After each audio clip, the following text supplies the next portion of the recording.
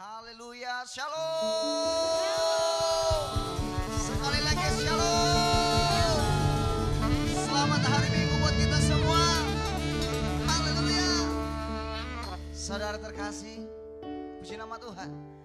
Saudara yang ada di rumah, dimanapun saudara ada berada saat ini, di tengah-tengah situasi keadaan bangsa kita saat ini, pastikan iman kita jangan kendor.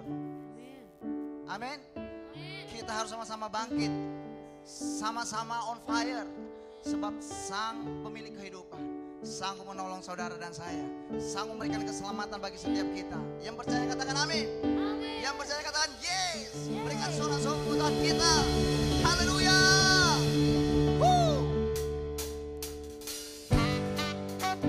Haleluya. Segala pujian kemuliaan hanya bagi Tuhan. Engkaulah pelukis cakrawala yang merangkai jagat raya. Haleluya.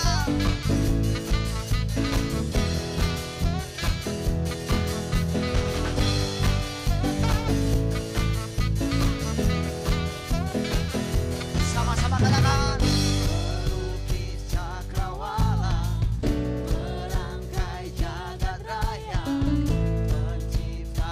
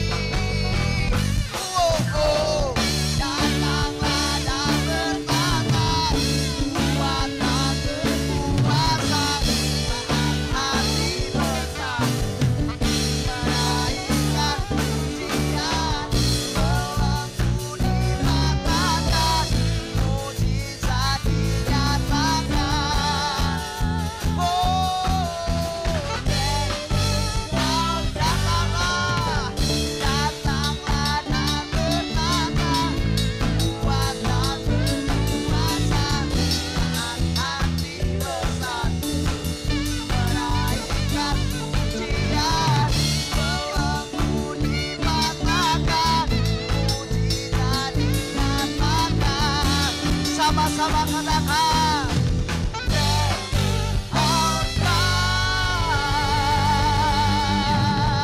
Dengan sorak-sorai buat Tuhan. Katakan haleluya. Haleluya. Haleluya. Terima kasih ya Tuhan, buat segala kemurahan Tuhan atas setiap kami. Engkau Allah yang baik, Engkau Allah yang setia ya Tuhan. Kami bersyukur memiliki Tuhan yang baik, yang sanggup menolong setiap kami. Terpujilah nama-Mu ya Tuhan. Kasih setiamu atas setiap kami selamanya. Haleluya, haleluya. Kami naikkan pujian penyembahan kami sebagai ucapan syukur kami Tuhan atas segala kebaikan-Mu, atas cinta-Mu ya Tuhan atas setiap kami. Haleluya.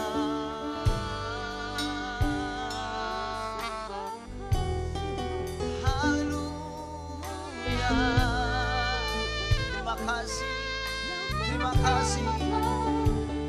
Haleluya. Engkau Bapa yang ajaib, Allah yang mulia, kasih setiamu selamanya. Kami bersyukur.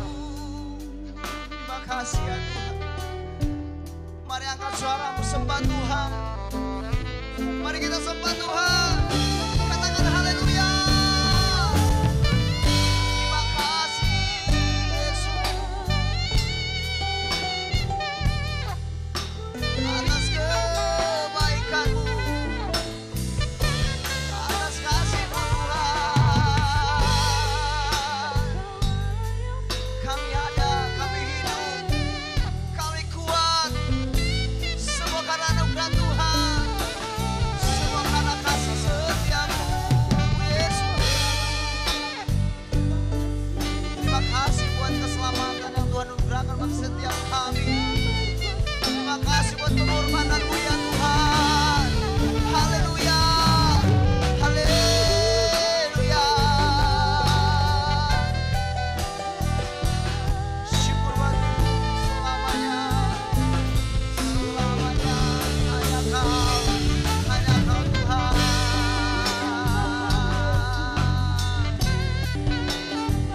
Haleluya. Bagimu segala pujian kami, bagimu segala hormat, kemuliaan, pengagungan, dan penghormatan. Selamanya, selamanya hanya Kau. Haleluya. Yesus. Terima kasih ya Tuhan. Haleluya. Oleh karena anugerah-Mu ya Tuhan, yang membuat kami boleh ada sebagaimana ada saat ini. Terima kasih ya Tuhan. Terima kasih. Terima kasih ya Tuhan atas segala kebaikan-Mu. Haleluya.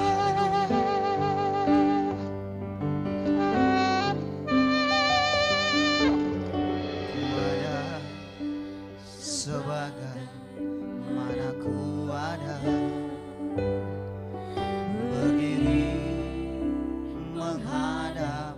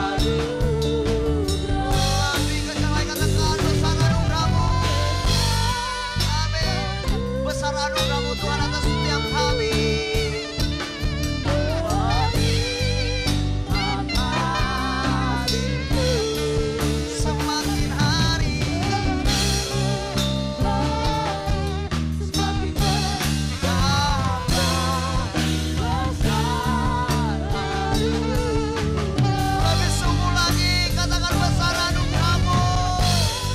Amin.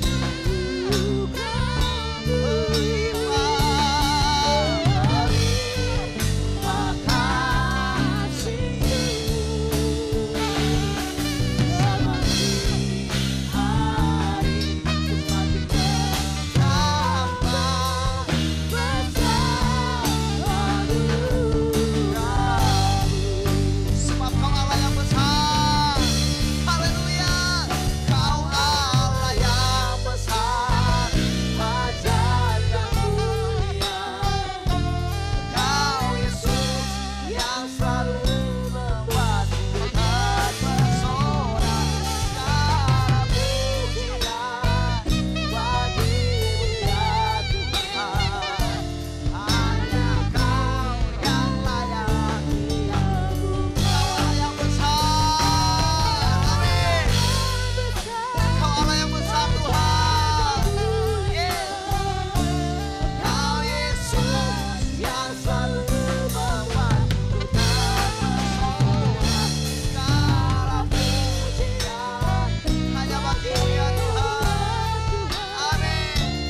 Hanya Kau yang layak.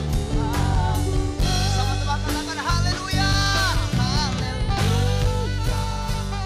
Kau Allah yang besar. Haleluya. Kau mulia. Namamu, kuasamu, kasih-Mu banyak. Kau yang layak dipuji. Lebih sungguh lagi katakan haleluya. Haleluya. Kau Allah yang besar. Amin. Haleluya. Kau mulia. Namamu, kuasamu, kasih-Mu besar. Kau yang layak ditinggikan. Katakan namamu, kuasamu, kasih-Mu besar. Kau yang layak. Sekali lagi katakan namamu, kuasamu, kasih-Mu besar. Berikan sorak-sorai buat Tuhan kita. Kau yang layak.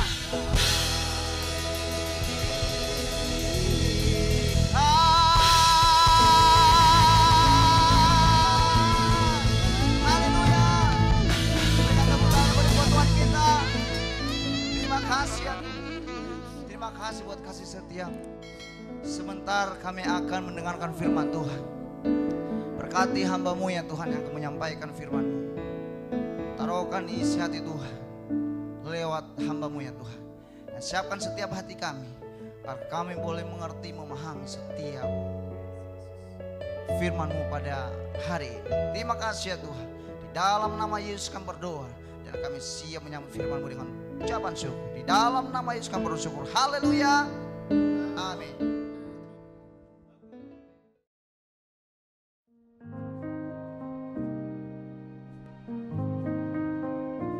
Shalom semuanya. Pada saat COVID-19 menjadi pandemi, kita harus bersiap-siap untuk memasuki krisis ekonomi. Krisis ekonomi dapat memicu krisis sosial. Sekarang kita mulai memasuki krisis ekonomi secara global, termasuk di Indonesia. Kita harus banyak berdoa agar krisis ini tidak berlarut-larut sehingga menimbulkan krisis sosial.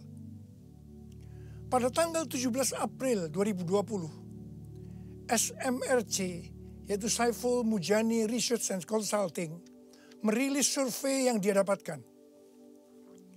Survei menunjukkan bahwa 67% rakyat Indonesia mengatakan kondisi ekonominya semakin memburuk sejak pandemi COVID-19. sebanyak 24% mengatakan kondisi ekonominya tidak mengalami perubahan. Dan hanya 5% mengatakan kondisi ekonominya lebih baik. Mayoritas masyarakat Indonesia, yaitu sekitar 77%, menganggap COVID-19 mengancam pemasukan atau penghasilan mereka. Survei juga menyebutkan bahwa sekitar 25% warga atau 50 juta warga dewasa sudah tidak bisa memenuhi kebutuhan pokok tanpa pinjaman. 15% warga mengatakan bahwa tabungan mereka hanya cukup untuk beberapa minggu. Sedang 15% lainnya warga mengatakan bahwa tabungan yang dimiliki hanya cukup untuk 1 minggu.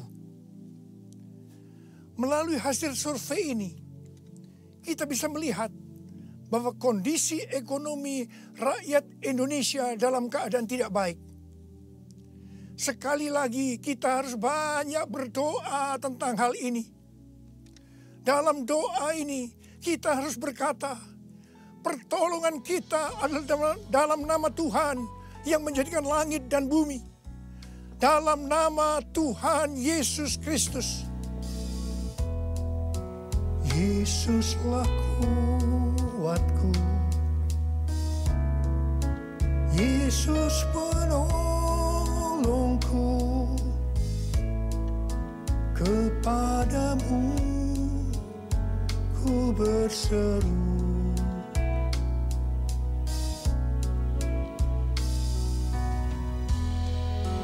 Yesus perisaiku, ku serahkan hidupku.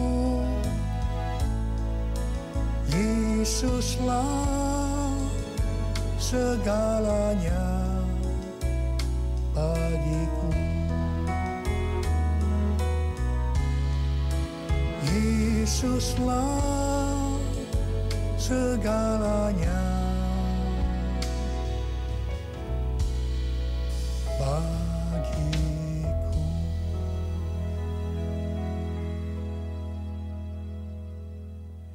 Setelah Tuhan Yesus bangkit, sebelum kenaikannya ke sorga, Tuhan Yesus mengunjungi murid-muridnya yang sedang mencari ikan di Danau Galilea.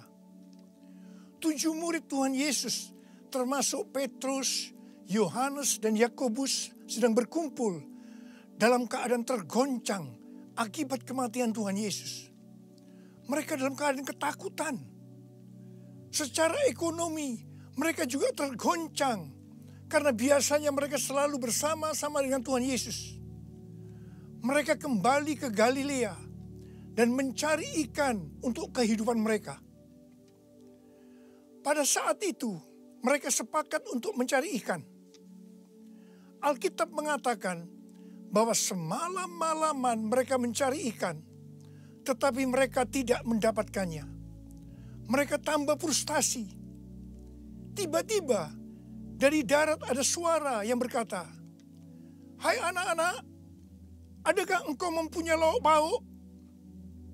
Dengan kesal mereka menjawab, "Tidak ada." Mereka semua tidak tahu kalau yang bertanya itu adalah Tuhan Yesus.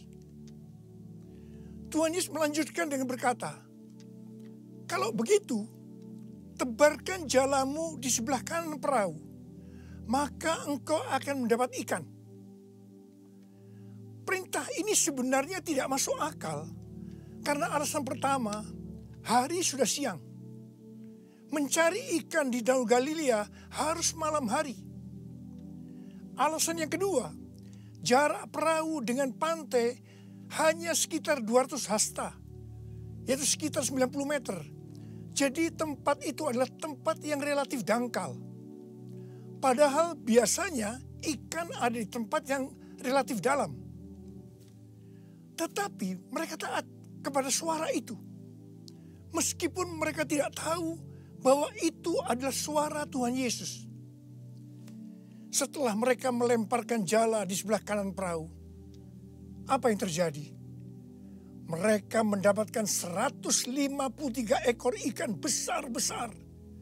Baru setelah itu mereka sadar bahwa yang menyuruh mereka adalah Tuhan Yesus.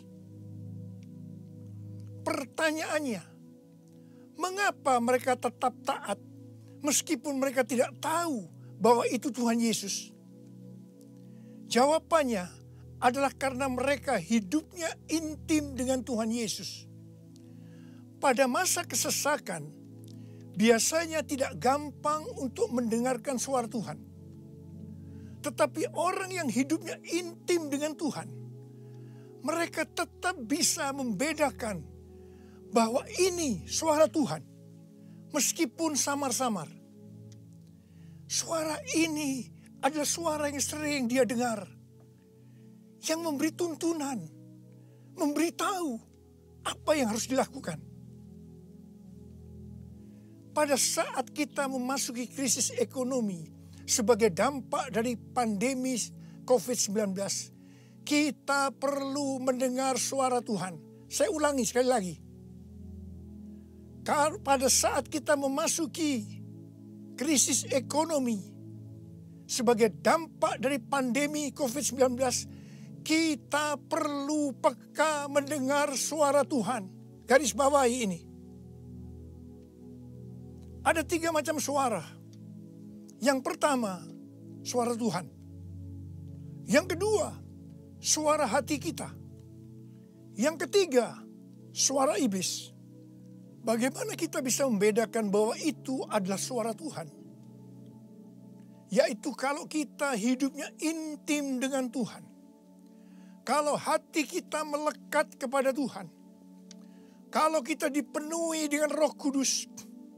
Dan kalau firman Tuhan tinggal di dalam kita, kita akan tahu bahwa itu adalah suara Tuhan. Tuhan berbicara kepada kita melalui bermacam-macam cara. Bisa secara audible, bisa melalui firman Tuhan, bisa melalui nubuatan, bisa melalui penglihatan, bisa melalui mimpi, bisa melalui peristiwa-peristiwa yang terjadi, baik secara umum maupun yang ada di sekeliling kita, dan lain-lainnya. Bagaimana kita bisa mengenali suara Tuhan?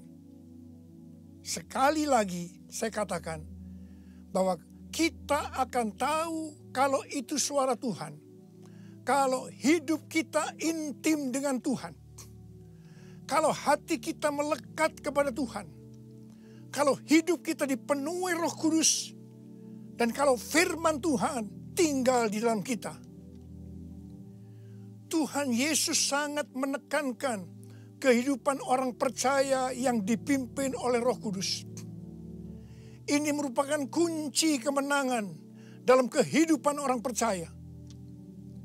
Sebelum Tuhan Yesus naik ke sorga, Dia memberikan pesan terakhir kepada murid-muridnya dalam Kisah Para Rasul 1 ayat 8. Tetapi kamu akan menerima kuasa kalau Roh Kudus turun ke atas kamu. Dan kamu akan menjadi saksiku di Yerusalem dan di seluruh Yudea dan Samaria dan sampai ke ujung bumi. Setelah Roh Kudus dicurahkan, mereka dipenuhi Roh Kudus. Dan dimulailah kehidupan yang dipimpin oleh Roh Kudus. Roh Kudus akan memberikan kepada kita perkataan untuk diucapkan dan kemampuan untuk melakukannya. Roh Kudus bukan hanya memimpin dalam kehidupan pribadi orang percaya, tetapi juga memimpin gerejanya. Dalam kehidupan bergereja, Tuhan menuntun melalui pemimpin rohani, yaitu gembala jemaat.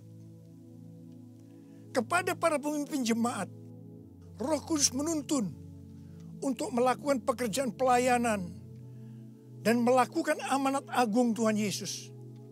Sehingga gembala jemaat atau pemimpin rohani akan berkata, Tuhan berbicara kepada saya. Tuhan memerintahkan kepada saya. Hal yang seperti inilah yang saya lakukan selama 32 tahun dalam pelayanan saya. Setiap bulan Tuhan memberikan tuntunan. Dan kebanyakan tuntunan yang Tuhan berikan kepada saya, pada mulanya saya tidak mengerti. Tetapi saya percaya. Karena saya percaya, saya perkatakan tuntunan itu. Saya melakukan seperti apa yang Rasul Paulus lakukan. Karena aku percaya, maka aku berkata-kata. Kebanyakan juga tuntunan Tuhan sepertinya tidak masuk akal. Tidak bisa dimengerti. Seperti perintah Tuhan Yesus kepada murid-muridnya untuk mendapatkan ikan tadi. Tetapi yang saya lakukan, meskipun tidak masuk akal, meskipun tidak mengerti, saya tetap melakukannya. Begitu saya melakukannya, pengertian itu dibuka. Tema yang Tuhan berikan untuk tahun 2020 adalah tahun dimensi yang baru. Pada awal tahun dengan tuntunan Tuhan, saya berkata bahwa tahun ini untuk mencari nafkah tidak bisa dengan cara yang seperti biasanya, tetapi harus dengan cara Tuhan. Tuhan banyak memberikan ayat-ayat untuk menuntun kita mengenai hal itu. Di dalam Alkitab ada 2 kata supaya kita diberkati secara materi. Yang pertama, memberi. Yang kedua, menabur. Di dalam Lukas 6 ayat 38 dikatakan, berilah dan kamu akan diberi. Suatu takaran yang baik, yang dipadatkan, yang digoncang, dan yang tumpah keluar akan dicurahkan ke dalam ribaanmu. Sebab ukuran yang kau pakai untuk mengukur akan diukurkan kepadamu. Amsal 11 ayat 25 berkata, siapa banyak memberi berkat, diberi kelimpahan. Dan Amsal 19 ayat 17 berkata, siapa menaruh belas kasihan kepada orang yang lemah, memiutangi Tuhan yang akan membalas perbuatannya itu. Banyak yang mempunyai pengertian, sekali lagi saya mau katakan, banyak yang mempunyai pengertian bahwa ayat-ayat tersebut hanya diperuntukkan bagi orang yang kelebihan uang. Bukan orang yang berkekurangan. Tetapi saya mau katakan bahwa ayat-ayat ini bukan hanya untuk orang yang kelebihan uang, tetapi juga orang yang kekurangan uang. Garis bawahi. Pada waktu Tuhan Yesus melihat janda miskin yang mempersembahkan 2 peser ke dalam peti persembahan, Tuhan Yesus berkata, aku berkata kepadamu, sesungguhnya janda miskin ini memberi lebih banyak daripada semua orang itu. Sebab mereka semua memberi persembahannya dari kelimpahannya. Tetapi janda ini memberi dari kekurangannya. Bahkan ia memberi seluruh nafkahnya. Saya percaya bahwa Tuhan Yesus akan memberkati janda miskin ini berlimpah, limpah, limpah. Amin. Pada waktu Tuhan menyuruh Elia datang kepada janda Sarfat untuk menghidupi Elia pada masa kekeringan, janda Sarfat ini hanya memiliki tepung dan minyak untuk membuat roti yang terakhir baginya dan anaknya. Tetapi justru Elia berkata, dan saya percaya ini dari Tuhan, bahwa jika janda Sarfat itu memberikan sebagian roti itu kepadanya, maka minyak dan tepung tidak akan berkurang sampai berakhirnya masa kekeringan. Saya percaya itu tidak mudah bagi janda Sarfat untuk melakukannya. Tetapi yang jelas, Janda Sarfat ini percaya apa yang dikatakan oleh Elia. Dan ketika dia bertindak, terjadilah seperti yang dikatakan oleh Elia. Bahwa tepung dan minyak tidak berkurang sampai masa kekeringan itu selesai. Hal yang seperti inilah yang pernah saya alami. Saya menjadi seorang hamba Tuhan karena saya dipaksa oleh Tuhan. Karena saya berkali-kali mendapatkan panggilan itu, tetapi saya menolaknya. Supaya saya mau menjadi hamba Tuhan sepenuh waktu, Tuhan membuat saya menjadi bangkrut dan ditambahi hutang. Saya juga pernah mengalami kondisi di mana saya bingung, besok mau makan apa ya? Mungkin hal seperti ini yang sedang banyak dialami oleh orang-orang dalam krisis ekonomi saat ini. Saya ingat pada waktu saya diizinkan Tuhan mulai bisa menabung. Pada suatu hari Pak Rahim, seorang pendoa syafaat yang sekarang sudah bersama Bapa di sorga, datang ke rumah saya. Ketika saya berbincang-bincang dengan Pak Rahim, istri saya, Ibu Hermin, memanggil saya untuk masuk menemuinya. Saya masuk. Dan dengan gemetar, Ibu Hermin berkata bahwa dia mendapatkan penglihatan. Ini untuk pertama kali dalam hidupnya. Apa yang dia lihat? Dia melihat sebuah angka di pintu lemari sebesar 30.000. Dan Tuhan berkata kepada Ibu Hermin bahwa dia disuruh untuk memberikan uang sebesar 30.000 kepada Pak Rahim. Saya berkata, kalau Tuhan yang suruh, ya berikan aja. Ibu Hermin menjawab, berikan gimana? Itu seluruh uang yang ada pada kita. Itu semuanya yang kita punya. Saya sempat tertegun. Kemudian kita berdua menangis di hadapan Tuhan. Dan kita berkata, Tuhan, kami akan taat Tuhan. Kami akan berikan uang ini kepada Pak Rahim. Ketika uang itu saya berikan kepada Pak Rahim, langsung dia buka amplopnya. Dan dia hitung bahwa jumlahnya 30.000. Dan ketika dia tahu bahwa jumlahnya 30.000, langsung dia menangis dengan keras. Ternyata sudah beberapa malam dia sujud kepada Tuhan di pelataran rumahnya, meminta uang kepada Tuhan sebesar 30.000 untuk membiayai 6 pendeta yang dari desa yang ada di rumahnya. Pada waktu itu saya sempat bertanya kepada Tuhan, Tuhan, kok mintanya kepada saya ya Tuhan? Yang uangnya pas-pasan dan kadang-kadang masih kekurangan. Kenapa tidak minta kepada yang kaya? Tuhan hanya mengingatkan saya kisah tentang janda Sarfat tadi. Saya percaya, saya ada sebagaimana saya ada saat ini. Salah satunya karena saya melakukan itu.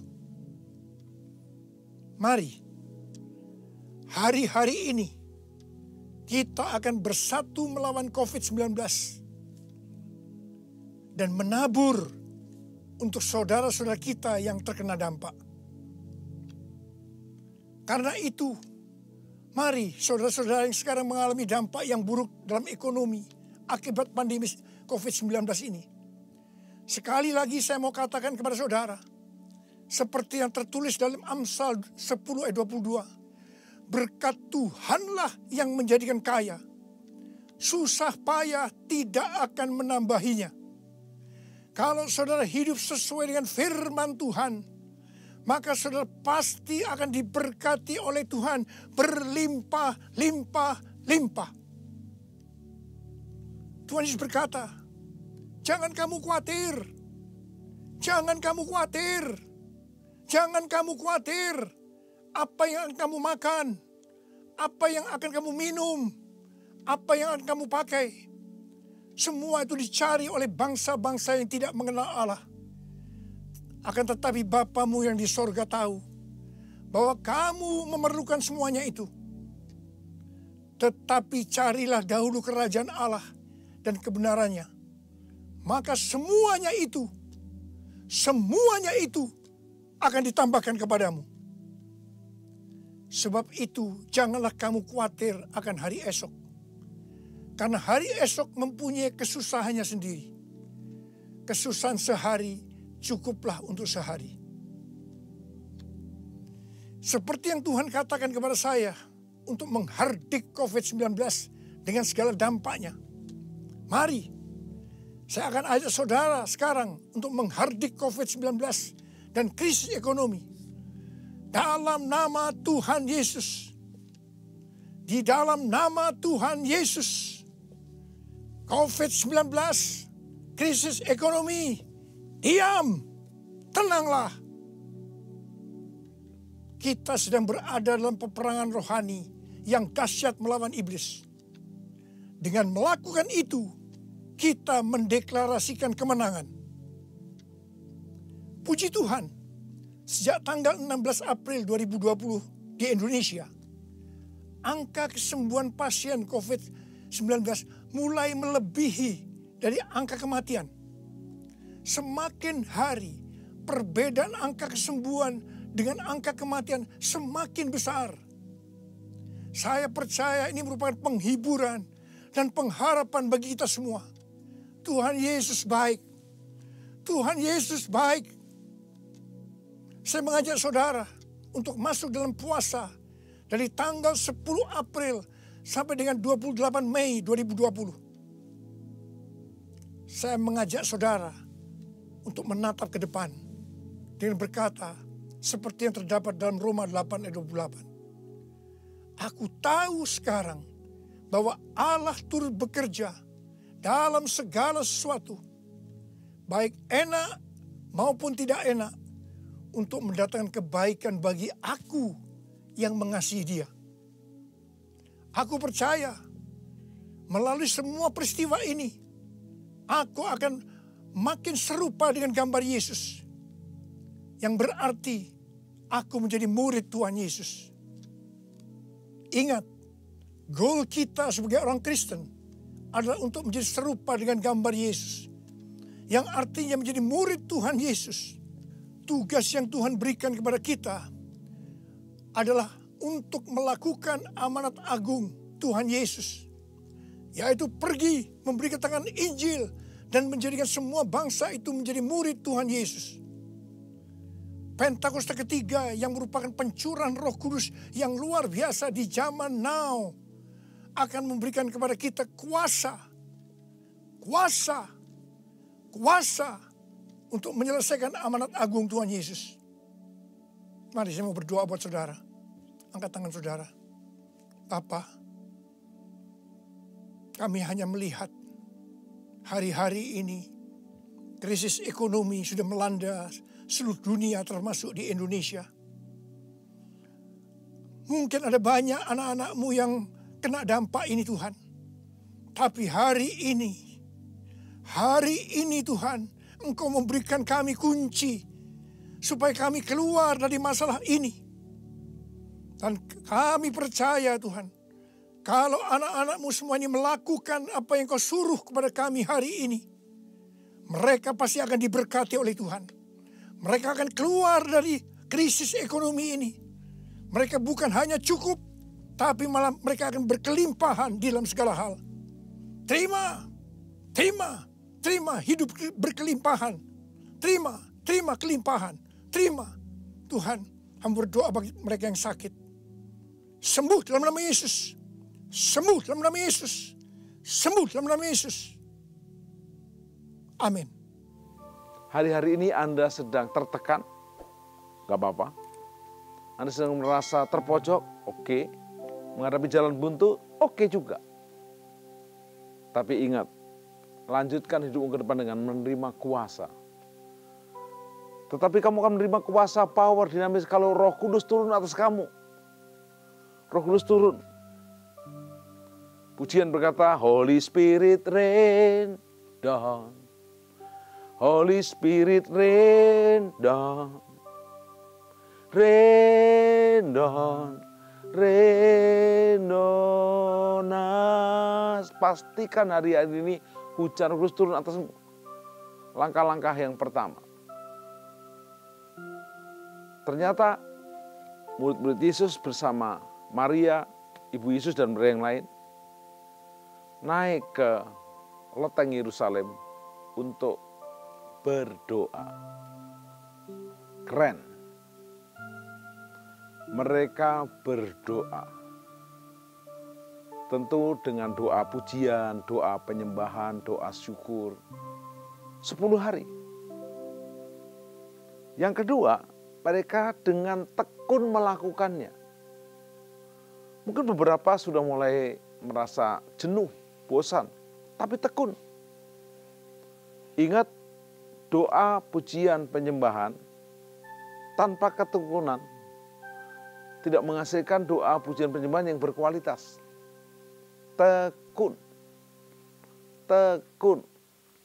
Barang siapa yang meminta akan menerima, mencari akan mendapat, mengetuk akan dibukakan kalau tekun. Dan waktu mereka tekun menanti-nantikan kuasa. Yang ketiga, mereka mulai memperkatakannya. Di Kisah Rasul pasal 2 waktu Roh Kudus turun, mulut mereka mulai terbuka. Mereka berbahasa-bahasa yang baru. Glosolalia, sonolalia. Glosolalia tanpa kita mengerti, glosolalia tanpa kita paham, tapi hati kita damai. Ini bahasa surga. Setan tidak bisa dengar. Sonolalia kita berkatakan, tapi ini merupakan bahasa asing. Bisa bangsa lain mendengarkannya dan mengerti. Dikatakan di Kisah Rasul 2, mereka orang Moab, orang Edom, orang Arab bisa mendengar. Banyak kejadian hari-hari kita hanya bahasa roh. Orang mendengar bahasa Perancis, bahasa China. Dan itu menolong banyak hal dan menghasilkan mukjizat. Jadi bukan hanya engkau berdoa, memuji, menyembah. Tekun ketika membuka mulut. Mulai buka mulutmu. Mulai berkatakan dengan iman, mendeklarasikan dan berkata, kita pasti terima. Kita pasti terima. Sewaktu kita mulai membuka mulut kita, jangan diam. Beberapa orang berdoa menantikan untuk menerima kuasa ini, mulutnya diam. Karena mulutnya diam, maka tangannya bergerak. Enggak masalah. Tapi kalau terlalu kencang bisa memukul yang lain, jadi masalah. Buka mulutmu. Naikkan syukur. Katakan haleluya. Waktu Anda mulai berkata-kata dalam bahasa yang baru, maka yang keempat terakhir, Anda akan disertai untuk menghasilkan karya-karya. Anda perlu tahu, Petrus dan Yohanes berkata begini kepada orang miskin yang meminta belas kasihan. Petrus berkata kepada Yohanes, emas dan perak tidak ada padaku, tapi demi nama Yesus, jalan. Lumpuh disuruh berdiri, jalan, mati dibangkitkan, sakit disembuhkan. Bahkan bayangan Petrus menyembuhkan orang disembuhkan. Waktu Anda sudah terima mulai berkarya. Pak pendeta tim gimana bisa berkarya? Kita ada di rumah terjepit, ada PSBB yang diperpanjang. Kita nggak bisa. Ingat baik-baik. Jangan melihat masalah. Lihat kesempatan. Orang bodoh dan orang pengecut membesarkan masalah. Tetapi orang yang percaya janji Tuhan membesarkan kesempatan. Ini ada kesempatan. Tetangga kiri kanan banyak yang takut. Aku akan menghibur dan menguatkan mereka. Tetangga kiri kanan sedang kesusahan, aku akan menjadi berkat buat mereka. Tetangga kiri kanan tidak punya harapan ke depan, saya akan memberikan masa depan. Siapkah engkau? Saya punya teman berkata begini, dulu Pak kalau memberitakan Injil susah Pak. Kasih pendahuluan, sekarang gampang. Kalau kamu terima COVID-19 siap untuk masuk akhirat dengan akhirat yang kanan surga atau kiri neraka. Ada tempat yang berkata, surga atas, neraka bawah. Kebanyakan orang pengen ke surga, kecuali orang tidak waras. Oleh karena itu mari hasilkan karya untuk engkau penuh kuasa dengan mulai menjadi saksi. Kisah 1:8 berkata, tetapi kamu akan menerima kuasa kalau Roh Kudus turun atas kamu dan kamu menjadi saksiku di Yerusalem, Yudea, Samaria sampai ujung bumi. Yang menarik di Matius 28, waktu kita pergi memberitakan Injil, Tuhan turut bekerja. Ini yang saya nggak pernah lupa, bahwa Tuhan turut bekerja saat saya dan saudara memberitakan Injil. Sering kita berkata, Pak, dana terbatas, fasilitas terbatas, keuangan terbatas. Memang itulah manusia serba terbatas. Tapi melangkah lebih dulu. Buat logika kita lebih baik Sungai Yordan itu berhenti dulu baru kita nyebrang. Tapi Alkitab bilang injak dulu baru berhenti. Sobat Miracle, belum terlambat. Banyak berkata, Pak Pendeta, hari-hari ini akhir zaman atau bukan? Bukan akhir zaman. Akhirnya akhir zaman. Pastikan engkau bukan hanya mendengar firman, tapi bertobat. Terima Yesus sebagai juru selamat dan Tuhanmu dan jadikan dia juru selamatmu. Menjadi muridnya dan mengiring dia berubah dari murid menjadi mempelai Kristus. Karena waktu sangkakala berbunyi, dirinya cari mempelainya. Jika ada 2 orang di ladang, satu akan diangkat, satu ditinggalkan. 2 orang memutar batu kilangan, satu diangkat, satu ditinggalkan.